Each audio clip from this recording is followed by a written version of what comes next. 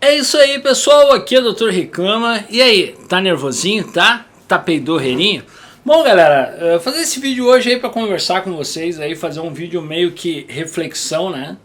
Porque, tipo, eu ia fazer um Reclama News falando sobre as tecnologias e tal, mas, cara, é inevitável, infelizmente é inevitável, né, que, puxa, cara, uma coisa assim, ó, tá tudo, a mídia, todo mundo falando sobre o tal do coronavírus, né? E eu, como trabalho com tecnologia, você não consegue evitar, né? Porque isso realmente está mudando, está causando algumas coisas no mercado, e essas consequências do que está acontecendo estão mudando aí a geografia mundial, né? Vamos falar assim. Geografia que eu quero dizer que países estão se fechando, né? E obviamente, inclusive na área de tecnologia, alguns fabricantes não estão conseguindo mais produzir os seus produtos, mas o cara observa, a gente observa algumas coisas bem interessantes, né? O protecionismo que acontece, porque você observa que independente de tudo que está acontecendo, alguns fabricantes de smartphones chineses continuam, parece que, a todo vapor, né? Então você fica analisando que ou eles tinham estoques ou eles continuam sendo privilegiados pelo fato de serem produtores chineses, né? Mas você observa que, tipo, ninguém está lançando muita coisa, mas os caras estão a todo vapor lá, toda hora sai aparelho novo e a tecnologia continua. Obviamente que a gente observa que, pô, o dólar subiu, né, cara? O dólar tá com essa taxa elevada aí. Eu ainda vi hoje que o Bitcoin despencou, né? Isso aí eu acho que era inevitável. Pode ser que provavelmente suba daqui mais um tempo. Mas o Bitcoin, que era uma moeda que já vinha despencando há algum tempo, praticamente, né?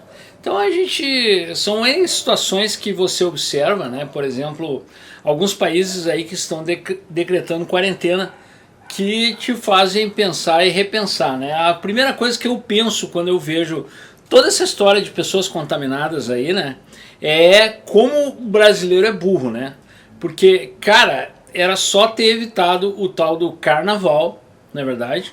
Era só ter evitado o tal do carnaval, ter cortado os cruzeiros de turistas que vêm ao Brasil e cancelado voos de tudo que é país. Era ter se isolar desde o começo, né? Mas como o Brasil é um país que, né, você vê que realmente o Brasil é o último a fazer as coisas sempre, né? Agora tá aí, né? A contaminação aí tá grande, porque continuou, independente de tudo que acontecia, continuou chegando gente da Europa aqui no Brasil e nenhum aeroporto foi fechado, nem nada aconteceu. Então agora a gente está em uma situação que, pelo que eu tô vendo, né, pelo que a gente entende aí, isso vai, acho eu que isso talvez vá se espalhar legal aqui no Brasil, né? Acho não, tenho quase que certeza, porque realmente o negócio está se espalhando. E aí você começa a observar que, caramba, velho, quer dizer, na China lá já se vê melhoras, né? Mas aqui no Brasil a gente vê que isso está começando a evoluir. Acredito que, se continuar assim, em 2 ou 3 meses o Brasil vai estar, né? Como é que eu vou dizer? Não é querer desejar mal, é só uma questão de somar a matemática. Em 2 ou 3 meses o Brasil vai estar como a China estava em janeiro, né? Ou fevereiro. Então a gente vai ter um grande problema aqui, porque o SUS não é que nem nos países de primeiro mundo, que tem lá internação para oxigênio. A gente aqui não tem muito esses equipamentos aí, a não ser nas UTIs, e não vai dar para todo mundo, né, cara? Porque realmente, pelo que eu entendi, o cara que adoece disso aí, a maioria das pessoas passa por esse coronavírus como uma gripezinha tosca, né? Mas quem tem os quadros mais agravados precisam de oxigênio, porque senão, e rápido, né? Que senão morre. Então o que vai acontecer? Vai acontecer que o Brasil não tem tanto equipamento de oxigênio assim. Se os países de primeiro mundo não estão lidando com isso de uma maneira certa, porque realmente é uma situação agravante onde precisa, a pessoa internada precisa de oxigênio, você já imaginou o Brasil com o SUS aqui que não tem nada, né? Vai ser realmente, eu acho que a pandemia vai acontecer aqui no Brasil, né, cara? E aí você observa que, independente de tudo que acontece, né, você vê que tá rolando assim, ó, tremendos interesses e tremenda especulação, né, em cima disso tudo. A gente observa que eu acho até interessante comentar com vocês que eu acho que o mundo vai estar acabando, vai estar caindo um exemplo, né, um meteorito do tamanho da Lua no planeta, e os caras ainda vão estar investindo em ações e tentando prever uma possível queda de empresa A ou empresa B para tentar continuar ganhando. Porque a especulação é uma coisa terrível, né, cara? Você observa que tem muita gente ganhando com tudo que está acontecendo, né? Tanto em investimentos como tem gente perdendo também. Então, o próprio fator do dólar tá essa quantia toda aí já meio que assusta. Aí eu tava vendo um vídeo, né? Fazer um vídeo hoje é reflexões, tá, galera? Tava vendo um vídeo de um cara lá de Portugal, um português brabo, um cara brabo, reclamando, eu não tenho como trabalhar, como é que eu vou trabalhar? Daí, obviamente que eu como tenho muito serviço aqui, os celulares chegam para mim do Brasil todo, você demora a cair a ficha que se houver uma quarentena no Brasil, vai ficar tudo difícil, tanto para entregar os celulares no correio como para recebê-los ou não, talvez. Mas igual você pensa que de repente pode parar de chegar aparelho, e aí o cara vai fazer o quê? Olha, cara, a histeria é terrível, né? É uma histeria bem complexa mesmo. Então você fica pensando aí que de repente como que vai acontecer? Como é que vai proceder isso, né, cara? Porque, tipo, nos países de primeiro mundo você vê que o povo é mais consciente. Mas aqui no Brasil, como que vai proceder quando começar a haver uma quarentena? Como que isso vai acontecer, né? Você fica pensando com os seus cabritos e, meu, vai virar uma bagunça, os caras vão saquear, vão acontecer. E obviamente que o cara que trabalha por conta, né, você vê que é uma chance, né, como a minha mãe dizia, tudo é uma chance para você evoluir, né, e aproveitar a situação. Às vezes a gente vê de maneira negativa, mas obviamente que sempre existe uma saída. O brasileiro é muito fácil de achar saída, mas é óbvio que essa recessão global que está acontecendo agora, que é uma coisa que olha, cara, vamos fazer uma comparaçãozinha pelo que eu tô vendo aí. Tipo, é uma coisa que realmente nunca aconteceu, acho que no mundo. Já aconteceu, mas não, o mundo não estava como está hoje, né? Com a economia global hoje. Quando teve a peste negra, a gripe espanhola, morreu muita gente também, mas não estava como hoje, que a economia depende de alguns países, né? Está centralizada a economia global praticamente dependendo de alguns países. Então realmente, cara, você fica com medo aí, você fica meio apavorado aí. Eu digo que não tem quem não esteja com medo com esse negócio do coronavírus aí.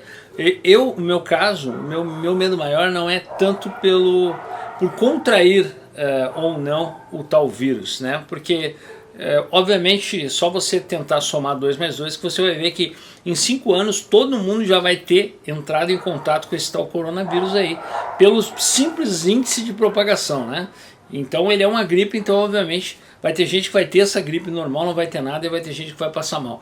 Mas aí você fica pensando que o que acontece mesmo, o grande medo, né? O grande medo, eu acho que das pessoas que trabalham por conta é esse, né, cara? O mercado fechar, né? E o cara que trabalha por conta vai fazer o quê?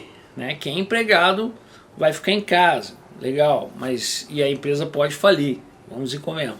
Mas o cara que trabalha por conta realmente, se não tiver um troco guardado, se não tiver se precavendo, né, realmente é difícil, cara, é muito difícil.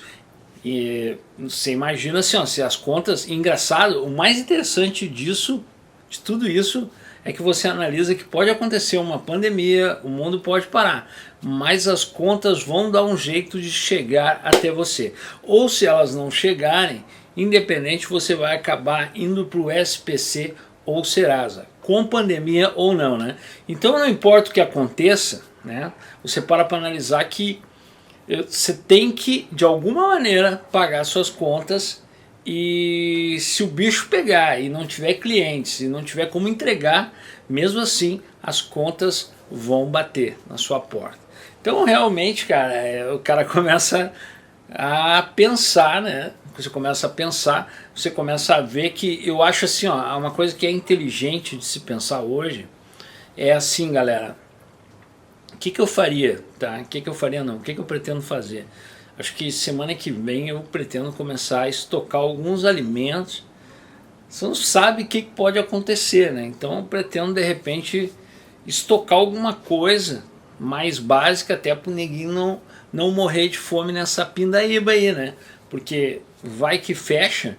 É óbvio que o abastecimento talvez não venha a parar, né? Mas o Brasil, a gente tem que analisar que o Brasil ele é um caso à parte, não é, galera? Então você observa que o brasileiro pende sempre para o lado negativo da coisa.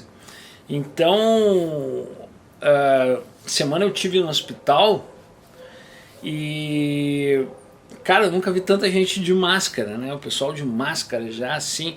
Aí você para analisar que, caramba, eu não comprei máscara. Mas aí o que eu vou fazer, né, cara? Já tive uma ideia genial. Olha só, vou pegar uma calcinha da minha mulher e enfiar um mods. Porque aquele mods ali, sabe aqueles mods? Esses mods, eles têm um gel ali dentro. Então as bactérias, né, pelo mods, entendeu? Vão passar e vão ficar no gel, velho. Não vão ir pra você. Então eu acho que o mods, ele é uma baita de uma máscara de proteção, velho. E o mods periga de repente durar um dia inteiro, porque uma máscara de proteção sabe que dura 3, 4 horas no máximo, né? Então você usa uma calcinha com mods, né? E o mods, alguns ainda tem aqueles adesivos, então você cola na cara, beleza, velho, tá protegido. Quer dizer, eu não vou me apertar, eu sou um cara criativo, né? Aí o cara joga álcool gel não resolve nada, né? Mas se você acha que acredita nisso, joga um álcool gel ali no mods, né, na calcinha. Eu prefiro ainda usar um álcool, aquele de farmácia, né, um 90%, 99%, que é mais forte, e deixar sempre ele umedecido, né, ao menos a calcinha que eu vou usar na minha cara. Será que eu tô ficando maluco, cara? Não sei, você tá vendo muita coisa, né, cara? Você está vendo muita coisa, mas eu acho que a primeira coisa que a gente tinha que observar, acho que a primeira coisa errada que houve foi terem feito o carnaval, né? Obviamente muita gente adora o Lalaiê, Lalaiô, mas tá aí, ó. Proliferação, chegada de turistas, bagunça, aglomeração, e agora tá aí o resultado. 20 dias depois você vê que a contaminação, né, parece que começou. Inclusive, pelo que eu vi em São Paulo, Rio já tem uns índices de contaminação lá. Os caras não sabem nem de onde é que veio, que pode ter sido no ônibus, no metrô. E então o que acontece, né, galera? Aí você para analisar o seguinte. Você imagina assim, ó, uma linha de produção, que é o caso da China, por exemplo, né? Chegar onde eu quero. E que os caras lá têm N peças, N componentes. Eu diria que hoje acho que 80% dos componentes eletrônicos de um celular são fabricados na China, né? Não digo matéria-prima, mas componentes, peças, né, e partes, né, são fabricados na China. Então você observa que de repente uma empresa como a Xiaomi, por exemplo, né, os caras estão na China, são um grande produtor e obviamente que o estoque remanescente, que parou de ser produzido em fábrica X, fábrica A, vai perder para essa empresa chinesa por questões patriotas, né? Vamos dizer que os chineses, você vê que são muito patriotas, né? Inclusive eu vi um CEO da Huawei comentando que até 2021 eles pretendem já estar no primeiro lugar em vendas no mundo. Então você observa que os chineses, eles não estão aí para brincar, né? Os chineses não estão aí para brincar e, na verdade, os chineses não estão aí para brincar. Quem está brincando é o brasileiro, né? O brasileiro leva tudo na brincadeira. A gente fez carnaval, a gente fez isso, aconteceu. E você vê que os chineses não brincam. Os caras são sérios mesmos, né? Nessa tentativa de obter, que já estão obtendo, e conquistando o mundo, né? Eu observo até que, cara, uma coisa assim que fica difícil você acreditar, mas você acredita que tem empresas na China que estão sendo compradas, empresas nos Estados Unidos que estão sendo compradas pelos chineses? Eu achei que era só no Brasil que isso estava acontecendo, só no Brasil, mas eu me enganei, tá? A China está comprando o mundo todo. Então segue a dica aí, pesquise para você ver, você vai ver que eu não estou mentindo. Os chineses estão comprando algumas empresas até nos Estados Unidos, que aqui no Brasil está mais descarada a coisa, né? Estão comprando tudo. Então a dica, se você quer aprender uma língua, aprenda um dialeto chinês aí, ou mandarim, sei lá. Bem provável que você vá conseguir ter êxito em ter emprego, né? Como diz o velho ditado, se você aprender mandarim, você vai acabar trabalhando para um chinês, não é verdade? Vai ser empregado de chinês, porque é o que está rolando. Os caras estão comprando tudo, né? Tanto na área da produção de soja, na área de energia solar aqui no Brasil, né? Então os caras, eles são assim, ó, eles compram o campo de futebol, a bola, o uniforme, os jogadores, o juiz e até o computador aquele que, entendeu? Deu para entender como é que tá assim, o parâmetro dos China? É por aí, galera, né? E você observa que, embora o mundo todo esteja numa crise, né, todo mundo apavorado e tal, mas a Xiaomi mandando ver e lançando aparelhinho daquele jeito, como se nada tivesse acontecido. Realmente é de se perguntar se esse coronavírus não foi bem interessante para os chineses, né? Apesar que eles tiveram uma certa recessão nas vendas, mas hoje eu paro para analisar, me diga para mim se eu estou errado, né? Eu já falei isso em outros vídeos, mas analisem bem. Se os chineses cruzarem os braços e disserem não faremos mais nada, o que vai acontecer? O que será do mundo? Nós vamos regredir no mínimo em uns 30 anos em tecnologia, porque hoje tudo, mas exatamente tudo em termos de tecnologia, depende dos chineses. Você já imaginou? Se os chineses cruzar os braços, o mundo praticamente não anda. Ficamos dependentes, né, dos serviços de qualidade, que a princípio, há 10 anos atrás, o pessoal mais da antiga lembra que tudo que dizia que vinha da China era sinal de porcaria.